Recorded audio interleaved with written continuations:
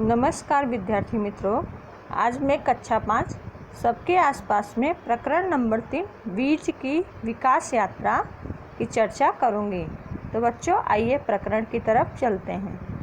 तो प्रकरण में बच्चों पहला है अवलोकन, जिसमें 4 चित्र दिए गए हैं। इन्हें देखकर इनके आधार पर तुम्हें नीचे जो दिए गए प्रश्न हैं उनके उत्तर लिखने हैं। तो बच्चों ये चित्र जो है आप लोग ध्यान से देखिए। तो पहले चित्र में बच्चों क्या दिखाई दे रहा है? तो पहले चित्र में तुम्हें बीज दिखाई दे रहा है। क्या? बीज। दूसरे में क्या दिखाई दे रहा है? तो दूसरे चित्र में जो है वो बीज क्या है? वो खड़ा दिखाई दे रहा है। ठीक है, पहले में देखा जाए तो बीज कैसा है? तो बीज जो है वो पड़ा हुआ है और दूसरे में बीज खड़ा दिखाई दे रहा है। और तीसरे चित्र में क्या दिखाई दे रहा है? तो बच्चों उसमें आप देख सकते हैं कि वर्षा ऋतु का आरंभ हो गया है, जिसके कारण बीज जो है जो खड़ा हुआ था दूसरे चित्र में वो अंकुरित हो गया। और चौथे चित्र में क्या दिखाई दे रहा है? तो चौथे चित्र में वृक्ष दिखाई दे रहा है। तो इसके आधार पर तुमको प्रश्नों के उत्तर लिखने हैं। जैसे कि पहले चित्र में क्या क्या दिखाई दे रहा है? तो जैसे कि हम बच्चों जानते हैं पहले चित्र में क्या दिखाई दे रहा है? पहाड़, ज़मीन, सूर्य और जो है बीज दिखाई दे रहा है। दूसरे चित्र में क्या दिखाई दे रहा है? तो बच्चों दूसरे चित्र में जो है हमें क्या दिखाई दे रहा है? तो बीज जो है वो खड़ा हुआ दिखाई दे रहा है। तीसरे चित्र में किस ऋतु का दृश्य दिखाई देता है? तो बच्चों तीसरे चित्र में देखोगे तो उसमें कौन सी ऋतु आई हुई है? तो जैसा कि आप लोग जानते हो वर्षा ऋतु का दृश्य दिखाई देता है। चौथे चित्र में क्या दिखाई देता है? तो चौथे चित्र में बच्चों देखो पेड़ दिखाई देता है। और इस तरह जो है फिर आपको जो है एक क्रियाकलाप करना है। ठीक है ना, क्योंकि हमारे पाठ का नाम क्या है? बीज की विकास यात्रा। ठीक है, तो पढ़िए। इसमें जो है पहला है विभिन्न प्रकार के बीज एकत्रित कीजिए, जैसे कि सेम, मूंग, अरहर, चना, गेहूँ, मक्का जैसे बीज इकट्ठा कीजिए। सभी बीज एक थैली में मिला दीजिए। 3 समूह बनाकर एक एक मुट्ठी बीज प्रत्येक समूह में ले लीजिए। बीज पर निम्नानुसार प्रयोग करके निष्कर्ष लिखिए। तो बच्चों क्रियाकलाप करना है। अब वो नीचे दिया गया, जैसे पहला क्या है? विभिन्न प्रकार के बीज को पत्थर से तोड़िए। तो आपको जो आगे पहले बताया था मैंने कि बीज एकत्र कीजिए, उसको 3 भागों में आप लोग डिवाइड कीजिए या बांट दीजिए। उसके बाद जो है जो समूह आपने बनाया है उसको आप पत्थर से तोड़िए। फिर दूसरा, बीज को तोड़ने पर जिनके 2 समान भाग होते हो उन्हें अलग रखिए और जिनका चूरा हो जाता हो उन बीजों को अलग रखिए। अंत में जिस बीज का टुकड़ा या चूरा हुआ हो उसे एक कागज़ पर घिसिए। मतलब कि बच्चों आपको जो बीज एकत्र करना है उसको आपको पत्थर से तोड़ना है। तो जब आप पत्थर से तोड़ोगे तो उसमें से कुछ बीज जो है वो 2 भाग में विभाजित हो जाएंगे और कुछ बीज जो है वो चूरा हो जाएंगे। और फिर जो विभाजित हुए बीज हैं और चूरे हुए बीज, उसको आप अगर कागज़ पे घिसोगे तो उसमें से तेल जैसा पदार्थ तुम्हें कागज़ पर दिखाई देगा। ठीक है ना। अब उसके बाद आपको अवलोकन करना है, जैसे कि 2 समान भाग हुआ हो ऐसे बीज। तो हम जानते हैं किसके किसके 2 समान भाग होंगे? तो जैसे चना हुआ, सेम हुआ, ठीक है, अरहर हुआ, मूंग हुआ, ये सबके 2 समान भाग होते हैं। तो जिस बीज के 2 समान भाग होते हों परंतु कागज़ को तेलीय ना करता हो उस बीज को दलहन कहते हैं। तो बच्चों ये दलहन की परिभाषा हुई। उसके बाद दूसरा है जिसका टुकड़ा या चूरा हुआ हो ऐसे बीज। तो बच्चों इसमें क्या आएगा? तो अनाज आएंगे। अनाज में जैसे कौन से आपने लिए थे? गेहूँ लिया था, मक्का लिया था, ठीक है। उसके अलावा ज्वार भी इसमें आएगा। फिर इसकी डेफिनेशन कैसी होगी बच्चों, इसकी व्याख्या? तो जिस बीज के टुकड़े या चूरे होते हो उस बीज को अनाज कहते हैं।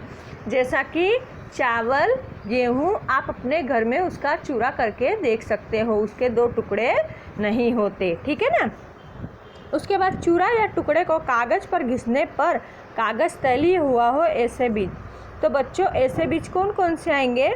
तो ऐसे बीजों में जो है उसमें मूंगफली आएगा, क्योंकि मूंगफली का तेल हम खाते हैं ना, पता है ना आप लोगों को। वो मूंगफली के बीज। और किस में से तेल निकाला जाता है?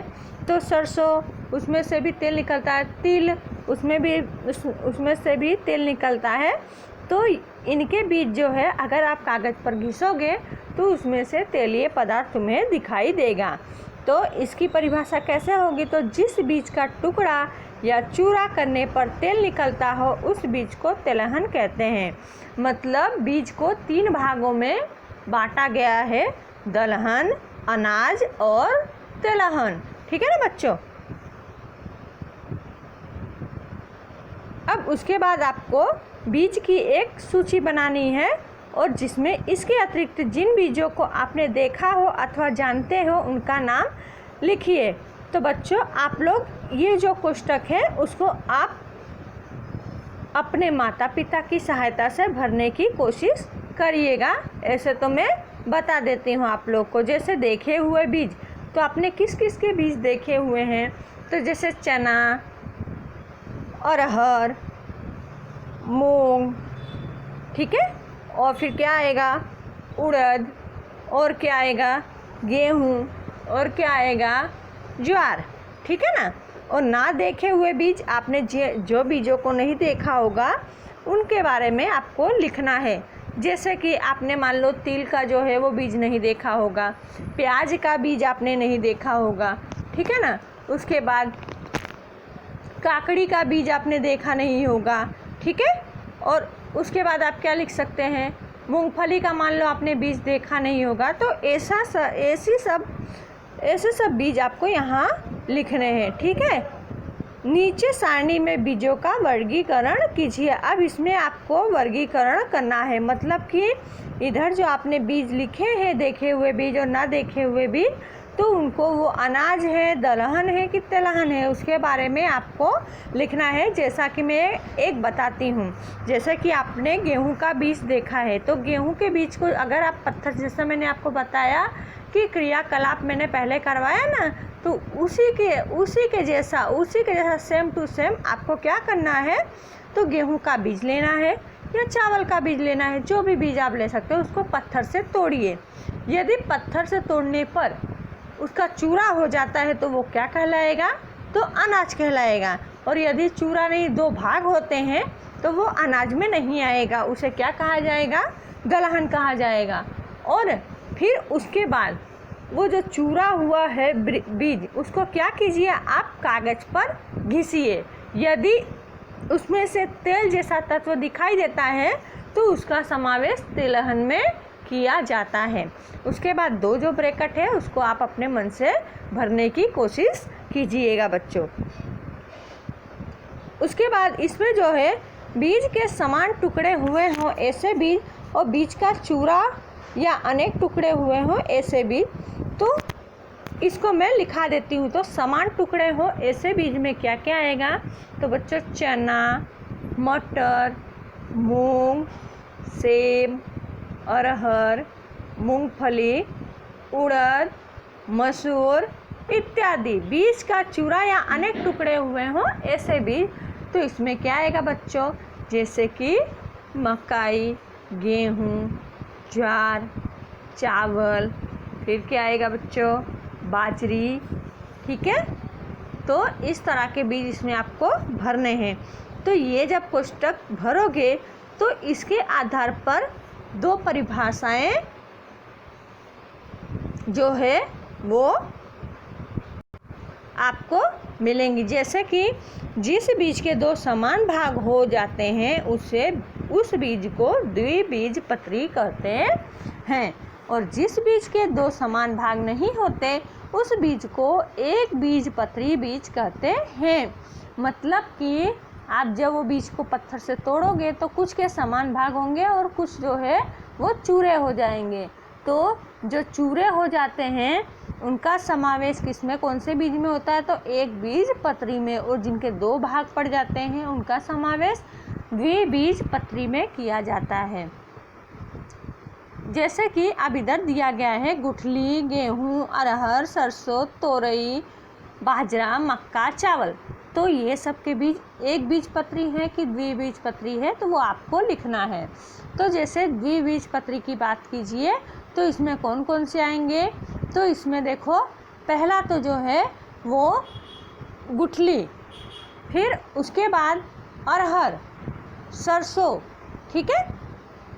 कौन कौन से आएंगे, गुठली, अरहर, सरसों, और कौन से आएंगे बच्चों,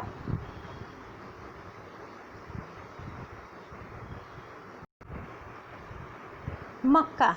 उसके बाद एक बीजपत्री में कौन से आएंगे, तो गेहूँ आएगा, फिर क्या आएगा, चावल आएगा, बाजरा आएगा और तोरई आएगा, ठीक है ना। आपको पता चल गया ना बच्चों। अब 2, 3 एक बीजपत्री और द्विबीजपत्री लीजिए। चाय पीने के कप में, प्लास्टिक की थैली में या घर विद्यालय के आंगन में इन बीजों को बोइए। ध्यान रखें कि उन्हें सूर्य प्रकाश मिलता रहे। उन्हें समय समय पर पानी देते रहिए। उनका प्रतिदिन अवलोकन करते रहिए। तो बच्चों ये आपको क्रियाकलाप करना है, फिर उसके आधार पर प्रश्नों के उत्तर लिखने हैं। जैसे कि कौन कौन से बीज पहले अंकुरित होते हैं, उनके नाम लिखिए। तो बच्चों जो बीज द्विदलीय होंगे, जिनकी सतह कड़क होगी, कठोर होगी, वो बीज जो है वो देर से अंकुरित होंगे, और जिनकी सतह जो है वो नरम होगी, वो बीज जो है वो जल्दी अंकुरित हो जाएंगे। जैसे कि सेम का बीज आप लीजिए, तो सेम का बीज जो है वो जल्दी अंकुरित होगा। किस बीज के पहले, तो जैसे चना जो है, चने का बीज डालेंगे तो सबसे पहले जो है वो सेम का जो बीज है वो पहले अंकुरित हो जाता है। फिर कौन कौन से बीज 5वें दिन अंकुरित हुए, तो जैसे चना का बीज जो है बच्चों वो 5वें दिन से 7वें दिन तक वो अंकुरित हो जाएगा। कौन से बीज जो है अंकुरित होकर सबसे बड़े हुए हैं, तो बच्चों गेहूँ और जौ की बात आप कर सकते हो। वो बीज जो है वो जल्दी अंकुरित हो जाते हैं और जल्दी से वो उनमें वृद्धि होती है। किस बीज में सबसे पहले 2 पत्ते निकले थे, तो बच्चों सेम के बीज में सबसे पहले दो पत्ते निकले थे, क्योंकि उसकी सतह जो होती है वो नरम होती है, इसलिए वो पहले अंकुरित होता है। उसके बाद है चित्र बनाकर रंग भरिए। इसमें अंकुरित हुए बीज का तुम्हें चित्र बनाना है। कितने चित्र है, 1, 2, 3, 4, 5, ठीक है ना। अब जैसे कि इधर दिया गया है, क्या है, बीज लगाया, ठीक है, फिर अंकुरित हुआ, तो इसमें 2 प्रकार के बीज दिए गए हैं। तो बच्चों जो पहला है वो किसका है, तो वो जो बीज है उसकी सतह, मतलब बीज का ऊपरी भाग यदि नरम होगा तो वो बीज जो है वो पहले अंकुरित हो जाएगा। और सेकंड में अगर देखोगे तो जो बीज का जो है ऊपरी भाग कठोर होगा, वो बीज जो है वो 4, 5वें दिन अंकुरित होता है। जैसे कि मैंने सेम और चने की बात की आपको। उसके बाद आपको सोचकर कहना है, जैसे कि लौकी की लता पर आम का फल लगे तो बच्चों ये संभव नहीं है, क्योंकि यदि बीज लौकी का होगा तो उस पर फल और फूल जो है वो लौकी के ही आएंगे, ठीक है ना। उसके बाद दुनिया में बीज ना हो तो क्या होगा बच्चों, तो जैसे कि हम आगे के प्रकरण में पढ़े कि मनुष्य को जीवन जीने के लिए जो प्राथमिक सुविधाएं हैं, जैसे कि हवा, पानी, अनाज जो जरूरी है, तो जो है मनुष्य का जीवन अगर बीज ना हो तो असंभव हो जाएगा, ठीक है। उसके बाद तुम्हारा क्रियाकलाप है, कागज़ के टुकड़े में गेहूं और कपास के बीज को एक साथ बांध दीजिए। बड़े गमले में क्यारी में इन दोनों की बुआई कीजिए। 10 दिनों तक अवलोकन करते रहिए। तो बच्चों ये आपको क्रियाकलाप घर पर स्वयं करना है। अगर हो सके तो, पॉसिबल हो तो आप करने की कोशिश कीजिएगा। ओके बच्चों, धन्यवाद।